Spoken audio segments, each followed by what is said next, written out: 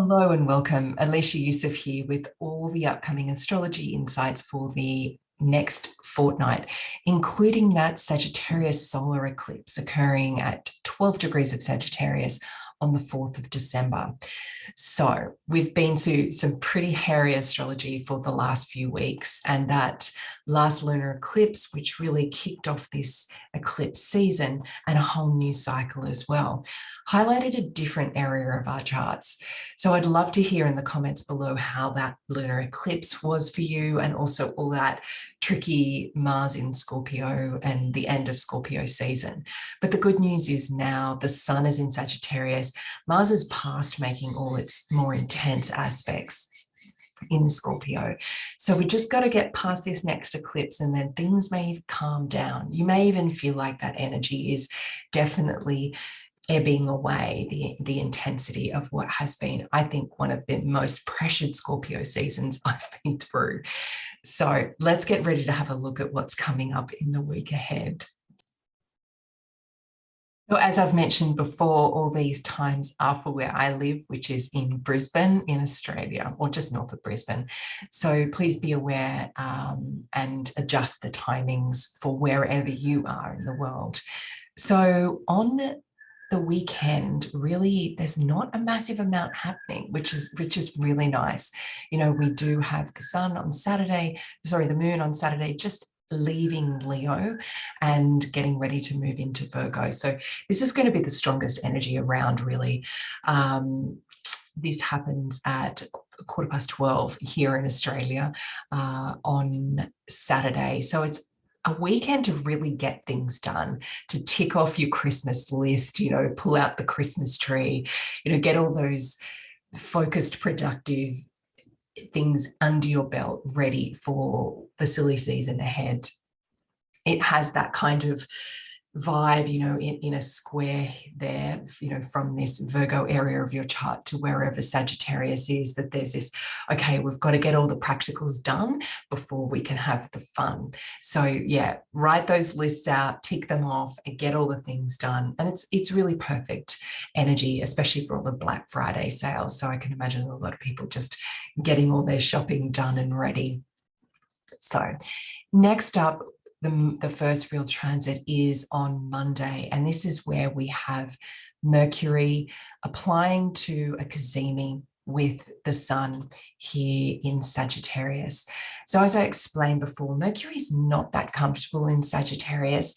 It's the, you know, the detail focused, news orientated energy, but it's in this big picture beliefs, faith, hope energy of Sagittarius. So it can get a little bit lost there, or just finds it uncomfortable to find its voice.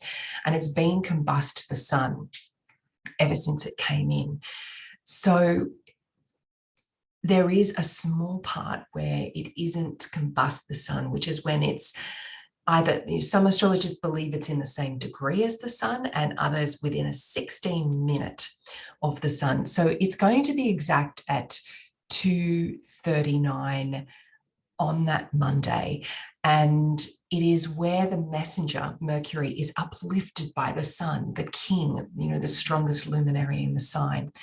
So it becomes unified in the creative and vital force that the sun offers. So there is an opportunity for, you know, any Mercury themes to really get strongly activated or strengthened on this day.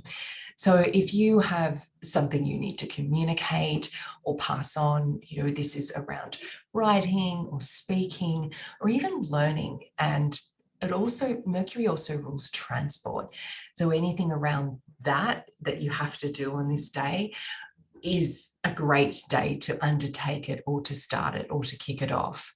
I'd also say, you know, Mercury rules commerce and trade. So it's also a good day for those. So it may be, you know, especially on this Monday, people coming back into the incomings of the Black Friday sale, or it might be where they're striking some kind of deal in a commerce activity. So enjoy the energy of this uplift. By Monday night, here in Australia at least, this energy will really start to kind of ebb away. So make the most of it while you can. Now, on the next day, we have a really interesting event, which is where Mars, who is all action and energy, especially in its own sign of Scorpio here. So it's all strategic. It's coming up to trine Neptune in Pisces here. So I really see this, I always talk about this placement as compassion in action. It's where we can take any kind-hearted feelings, that real Christmas spirit or the feeling of compassion and doing something about it, putting energy into it. Especially here in Scorpio, this is this deep, watery feeling. So it may be where you get overwashed with waves of empathy towards someone else, and you actually want to go and do something about it, or for a situation as well. So it's a great day for volunteering, for where you see any issues in society. It's also a good day to act on any dreams or visions that you have. And this is interesting because Neptune is coming towards stationing direct. I'll talk about this more soon. It's happening later this week. But yeah, it's a really sense to, okay, what have I been learning under this retrograde period that's been going on since June that I now have an opportunity to kind of put into action or get ready to put energy behind? Because there can be this especially when Neptune's retrograde, it's harder to act on it, or it's harder to see ways forward. It's like those dreams that are nebulous and you can't quite catch them. But now with Neptune stationing to start to move direct, this is an opportunity to really put things into place. So using the strategic energy of Mars in Scorpio to think, okay, these are my dreams. What's my 10-step process to making sure that they actually manifest and come to reality? And Venus later in the week is going to come and help out with this. Interestingly enough, later in the day, we do also have Mercury coming to form a sextile to Saturn. So Saturn here at 8 degrees in Aquarius, Mercury's coming up from 8 degrees of Sagittarius. So it's still in that same 1 degree. So if you follow that for the Cazimi, it's still uplifted here. So it's a real opportunity to get grounding for this Mercury's big thinking ideas in Sagittarius, and to clarify our belief systems or our faith, our ideas of faith. And also, Sagittarius is very much about justice, and Aquarius offers that very neutral vector for us to really see, in the tarot card of justice. Justice is blindfolded. So it's that idea of, okay, how can we neutrally approach a situation where we feel justice hasn't been performed well, or more justice is needed? So it's being able to get really realistic about what's possible and fair for everybody in the situation. So as I was talking about before, the next day, we now have Venus here, really highlighting Neptune. So Venus is sextiling Neptune right as Neptune is stationing direct here at 20 degrees of Pisces. So this is an opportunity to wake up from our dreams, or lift the veil from our eyes in some way. We don't ever fully peel back the veil when it comes to Neptune, but it's an opportunity for the veil to not feel like it's weighing us down, for us to become more active with it and more awakened with it, and to step forward towards what we want. I really like here how Venus in Capricorn, who will make a series of these sextiles to Neptune. So this is the first of 3 that will unfold over the next 3 months, really. And it's an opportunity to get really clear, to bring that clarity that Capricorn, that Saturnian Capricorn brings, and to put good boundaries in place so that the dreams can become reality, and we really wake up to what is fantasy and idealism, or idyllic thinking in our lives, and what can actually be carried out or created. Especially when it comes to creative tasks, I love Venus and Neptune working together. But this is creativity that's practical and tangible, and also is aimed towards success. This is creativity that has an end goal or an ambition of some kind. So perfect day to be really getting that creative flow forth towards something. And I'd also say it's a good day to be recording your dreams. It's a sense of, as Neptune stopped still, there is, that flood of things can come forward. So it's pulling out from the ether. Okay, what am I thinking? What's going on in the bowels of my subconscious here? And how can I work with these visions and dreams to really get some self-understanding? So as well, on this day, what's happening is that the sun in Sagittarius now comes up against, in a sextile to that Saturn as well. And this is where Sagittarius season gets a bit of a reality check, which isn't necessarily a bad thing. Sometimes we can become so exuberant or overly optimistic under Sagittarius's energy. This is an opportunity to have a gentle nudge in the right direction rather than an actual roadblock. So just listen out where something may be bringing some caution on this day, or some reflections of maybe not everything. You can't say yes to it all, but you can say yes to a lot of it. So it may be where you just have to prune back a little on your hopes or dreams on this day.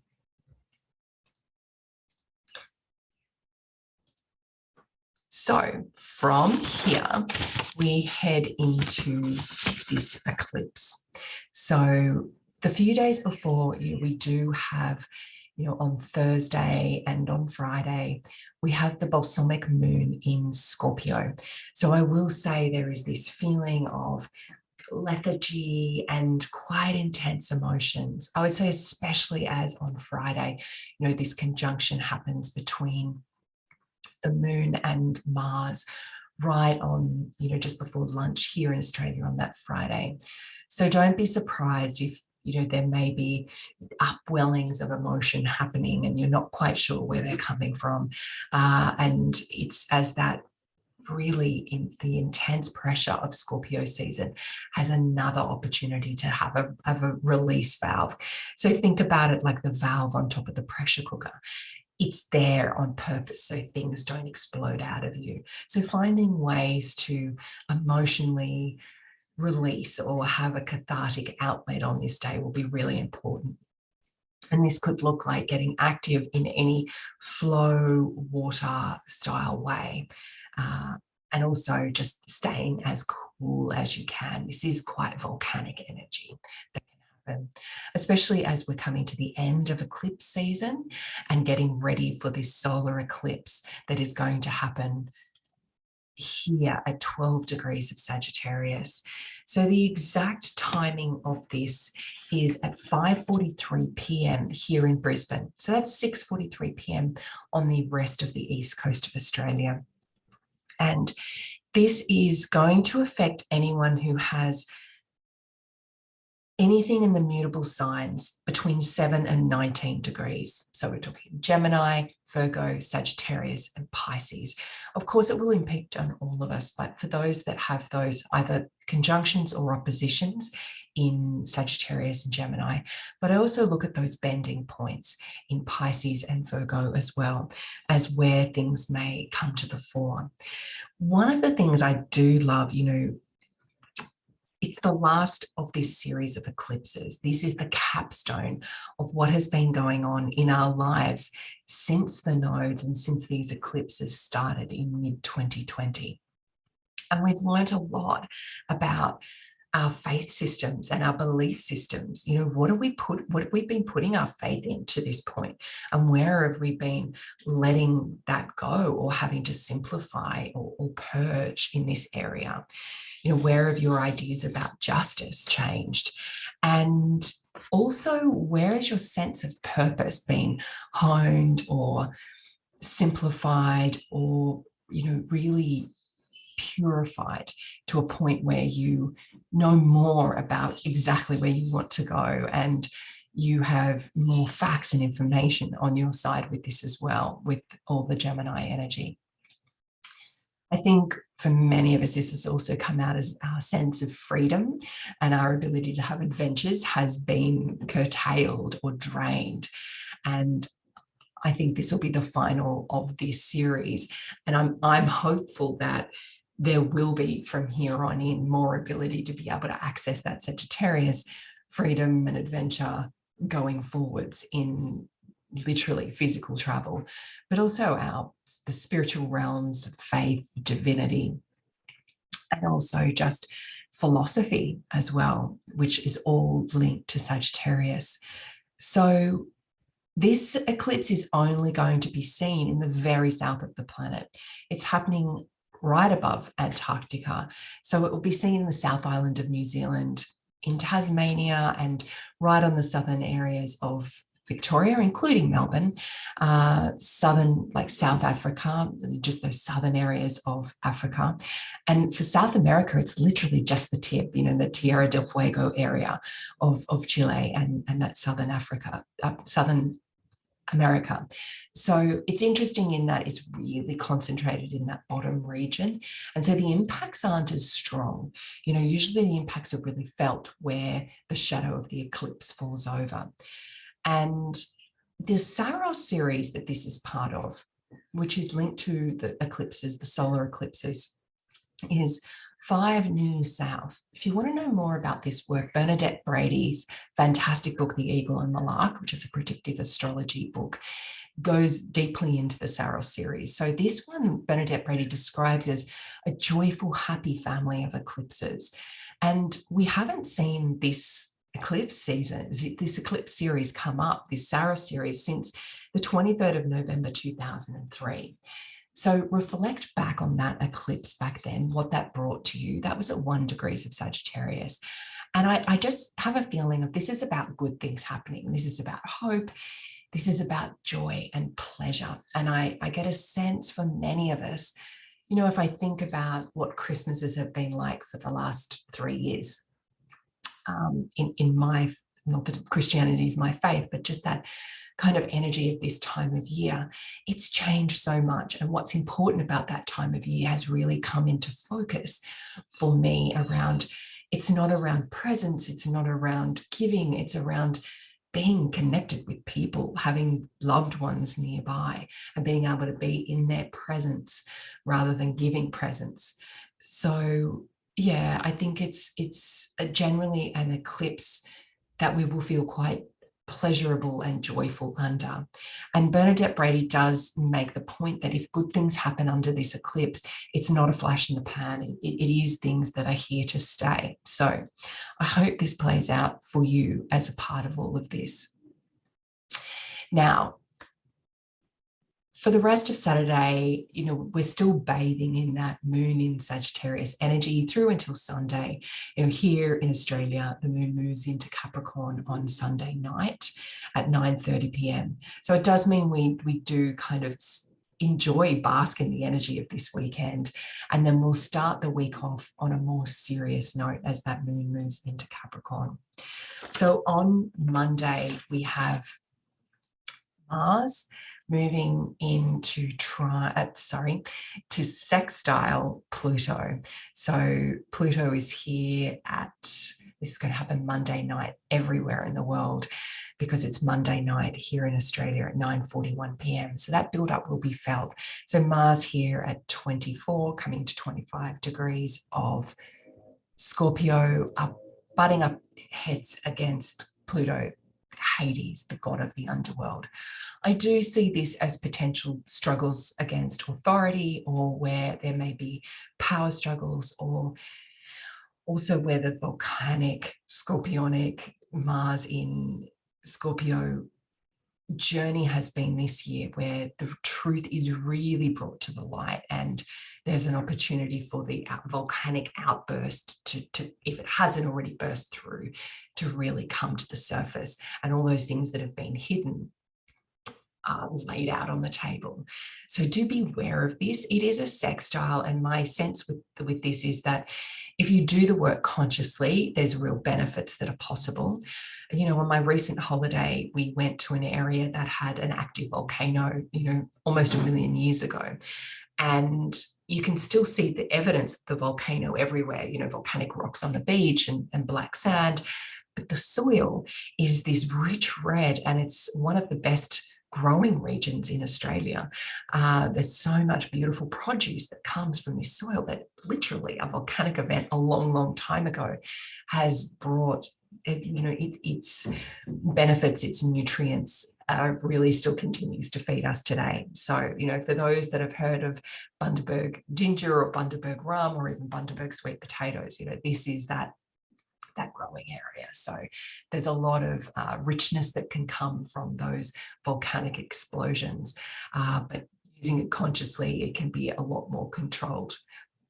I also think that, getting it on this day as well, having this moon in Capricorn energy for a few days, especially when the next day it comes up and it conjuncts Jupiter and then, Venus and then Pluto, this will continue.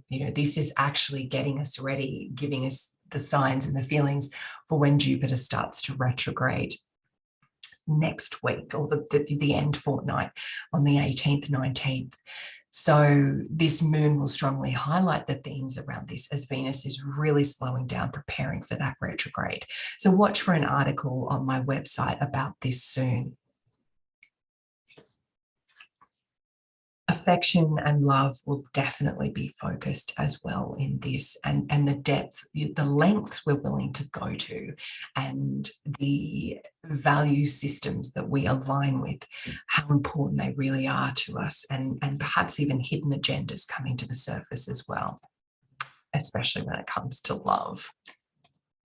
So from here on Wednesday, we have Mercury in Gemini coming up to square off against Neptune in Pisces. And this is this is going to happen very early in the morning here in Australia. And it's not a good day for being focused, being strategic, for planning things out. But it is perfect for dreaming, for letting yourself relax and rest. It's a great day for napping.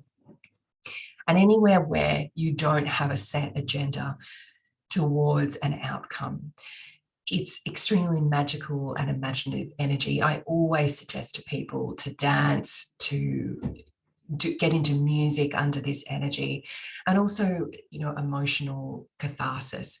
What's interesting is the idealism here that also taps into the other thing happening on this day, which is Mars in a square to Jupiter. We have Mercury in Sagittarius, which is idealistic and all about justice. And then we've got Neptune here in Pisces that also has its own faith and also has its own belief.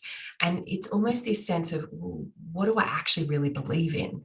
And what am I willing to fight for? Especially with this Mars square to Jupiter in Aquarius. So I would say definitely watch out for where confusion or Neptune can color or bias your thinking around this. And you may be tempted to take really big leaps of faith without thinking things through. So pause, hold off, calm Mars's energy down if you can, and get ready for carving out space for growth and not getting carried away or overly enthusiastic. I feel, especially when Mars squares Jupiter, this can be where we're bashing somebody else over the head around our own beliefs, or we feel like someone's doing this to us. So coming into the neutral vector, that mountaintop space of Jupiter in Aquarius will really help things here. It's like, okay, let's look at the really higher picture of all of this and what's possible here. And if you really need to put some energy, with that Mars and Jupiter together are all about going off on adventures or expanding your horizons. So pour your energy into something exciting on that day, so we don't become tempted to try to be preaching or converting others to what we believe in. So the following day we have on the Thursday, I love this. This is the moon conjunct Jupiter, which is really nice in general. And with that extra zoom from Mars there, it'll highlight what was going on the day before. But there is generally a feeling of exuberance, enthusiasm, and inspiration on this day. So enjoy this energy as much as you can. And I think this is it is the last of the touches of the moon to Jupiter in Aquarius. Next month, once the moon, so next month, I'm talking January by this stage, once the moon is Jupiter is in Pisces and the moon will be in Pisces doing this. It has a very different energy, a very different flavor. So definitely be really getting into where you're in your visions, in those unusual or lateral thinking ways to solve problems towards your dreams can really help on this day. Now, following this on Friday, as you can see, the moon moves into Pisces, and it just looks like an extremely dreamy few days ahead where we just get to float around and almost get a little window into what Jupiter in Pisces is going to be like for us. So get the to water if you can. Also a great time to be doing mindfulness or meditation or digging more into spiritual endeavors as well. So anywhere where you can get into the more etheric or peel back the veil, connecting with the unseen worlds are always wonderful things to do with the moon in Pisces. So enjoy that. It feels like it really suits the holiday season as we're coming into, one of these weekends pre-Christmas, pre-holiday season where everyone's getting into the festive spirit. So just be careful with how much of the festive spirits you imbibe on this day, because it may be that we don't have many boundaries. So wishing you joy, wishing you luck, and wishing you strength in the fortnight ahead.